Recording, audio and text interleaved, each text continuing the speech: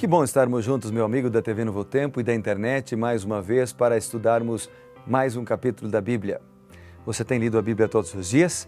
Você tem orado? Você tem passado tempo com Deus na primeira hora do dia? Lembre-se, primeira coisa, a primeira atividade, a primeira ação do dia deve ser a busca do Senhor, porque Deus é o primeiro. Mateus capítulo 6, versículo 33 diz: buscai em primeiro lugar o reino de Deus, buscai a sua justiça em primeiro lugar e as demais coisas serão acrescentadas. O que é que você tem que fazer hoje? Você tem muito compromisso na sua empresa, você precisa vender as suas mercadorias para ter dinheiro para pagar as suas dívidas ou para honrar os seus compromissos. Você precisa cuidar dos seus filhos ali na sua casa, prepará-los para a escola e tal, ajudá-los nas suas tarefas diárias. Você é uma secretária do lar e precisa terminar vários trabalhos no dia de hoje. Você trabalha na lavoura e precisa sair para trabalhar ali na roça, cultivando o que você tem plantado. Bom, eu não sei qual é a sua atividade, talvez você seja um pedreiro e está construindo uma casa cheia de detalhes e precisa da sabedoria de Deus para conseguir terminar em todos os detalhes que precisam ser feitos.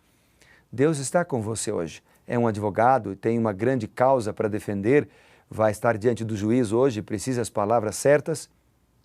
Você pode fazer muito e fazer de maneira certa se tiver a direção e a sabedoria de Deus. Agora, se não tiver, aí você tem que temer.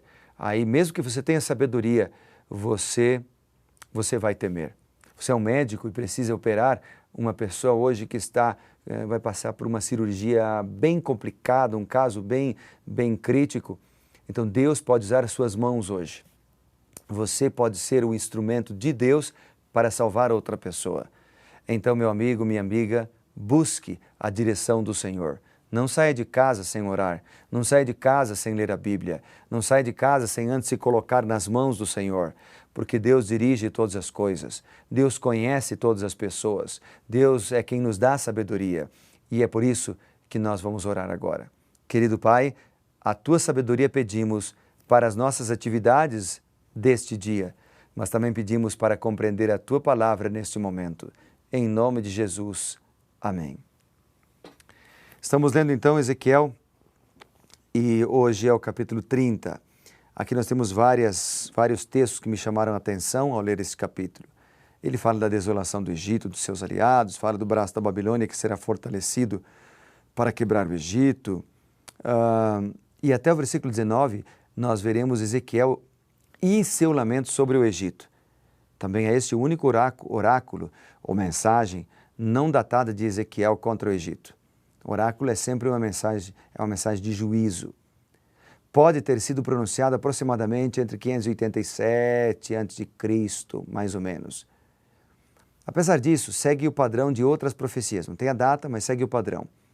E a ele, Ezequiel, o filho do homem, veio a palavra do Senhor para dizer em nome de Deus que era para o povo gemer. Gemer porque estava próximo o dia do Senhor. Dia de nuvens, tempo das nações. O Egito, a Etiópia, Put, Lud, todo o povo da Arábia, Cube, os filhos da terra da aliança, todos eles mencionados aqui, iriam sentir a espada do Senhor e grande angústia, porque eles mesmos tinham decidido assim, eles mesmos tinham se afastado dos caminhos do Senhor. Além desses, também todos que sustentam o Egito, cairão a espada. Com isso, o capítulo menciona, seriam desolados no meio das terras assoladas, suas cidades ficariam desertas e somente nesse momento é que eles então viriam a saber que o Senhor é Deus. Somente quando o Senhor puser fogo no Egito e todos os que o auxiliam forem destruídos, é que eles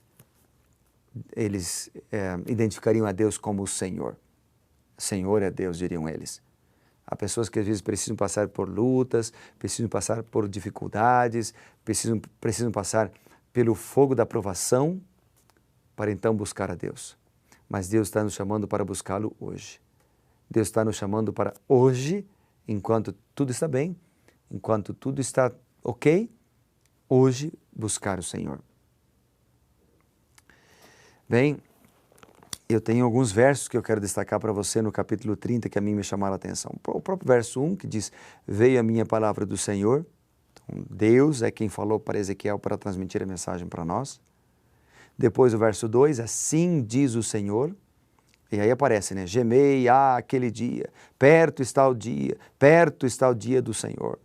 Então, a expressão gemei é porque o dia do Senhor estava se aproximando e a vida do povo estava em transgressão, ou seja, o povo estava em pecado, portanto, eles seriam condenados na vinda do Senhor, no dia de juízo do Senhor.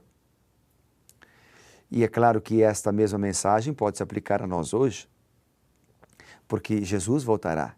Há pelo menos 2.500 textos na Bíblia que falam que Jesus voltará. É hoje, enquanto temos tempo, é hoje, enquanto temos liberdade, é hoje, enquanto temos, não temos provações ou lutas, é hoje que Deus nos chama a segui-lo, que Deus nos convida à fidelidade, que Deus nos convida a sermos fiéis. Agora, aqueles que são infiéis, que andam longe dos caminhos do Senhor, estes têm que gemer, porque breve Jesus voltará. E é na volta do Senhor Jesus que serão destruídos todos os ímpios, Mas os ímpios só serão destruídos porque eles querem, porque eles escolheram, porque eles assim decidiram. Outro verso que me chamou a atenção aqui é o versículo 10. No versículo 10 eu leio, assim diz o Senhor Deus, eu, pois, farei cessar a pompa do Egito, por intermédio de Nabucodonosor, rei da Babilônia. 3 coisas me chamaram a atenção nesse verso. Em primeiro lugar, quem fala é Deus, e a sua palavra é fiel e verdadeira. A sua palavra tem poder. Em segundo lugar, ele diz, eu farei cessar a pompa do Egito. Deus está no controle, Deus está no comando, Deus conhece todas as coisas.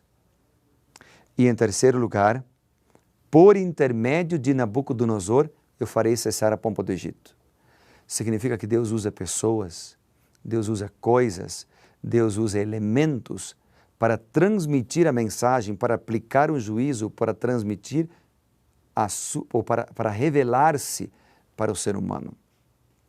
É claro que Deus usa aqueles que são fiéis de maneira mais poderosa, mas às vezes Ele precisa usar até mesmo animais para chamar a atenção, como foi o caso de Balaão, que foi chamado a atenção por uma jumenta.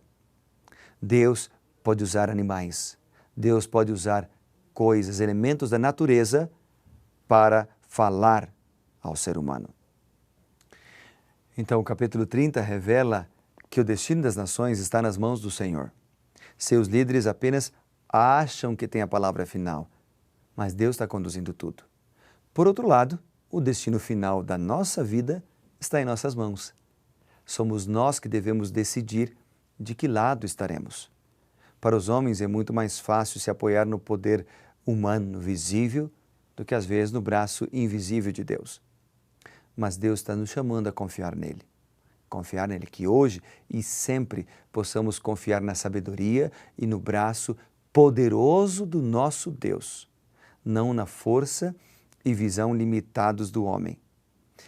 Sabe, amigos, há outros versos que destaquei ainda aqui neste capítulo.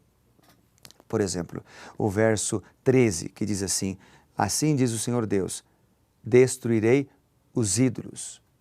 Deus destruirá por fim todos os pecados do mundo, as maldades, as atrocidades, quando ele voltar. Depois o verso 21, filho do homem, eu quebrei o braço de Faraó, rei do Egito, e eis que não foi atado, nem tratado com remédios, nem lhe porão ligaduras, para tornar-se forte e pegar da espada. Deus é um Deus de poder. Não há limites para ele. Esse verso me fala de um Deus, o capítulo fala de um Deus que está perto, que está comigo, mas também fala de um Deus forte. de um Deus que não conhece limites, de um Deus que pode restaurar o ser humano, que pode me dar a vitória contra os inimigos ou contra os desafios que se apresentam diante de mim. Por que não confiar nele então? Por que se desesperar tanto? Por que você tem lutado e se desesperado com os desafios que você tem, se você pode confiar nele? E por fim, o versículo 22. O verso 22 diz: assim diz o Senhor Deus, eis que estou contra o faraó, rei do Egito, quebrar-lhe-ei os braços, tanto forte como o que já está quebrado, lhe farei cair da mão a espada, espalharei os egípcios entre as nações e derramarei pelas terras, fortalecerei os braços do rei de Babilônia e lhe porei na mão a minha espada, mas quebrarei os braços de Faraó, que diante dele gemerá como geme o traspassado. Levantarei os braços do rei da Babilônia, mas os braços de Faraó cairão, e saberão que eu sou o Senhor, quando eu puser a minha espada na mão do rei de Babilônia, e ele a estender contra a terra do Egito. Espalharei os egípcios entre as nações, e os derramarei pelas terras, assim saberão que eu sou o Senhor Deus. Em primeiro lugar, Deus usa uma linguagem forte aqui, mas esta linguagem forte era a linguagem que o povo sabia entender.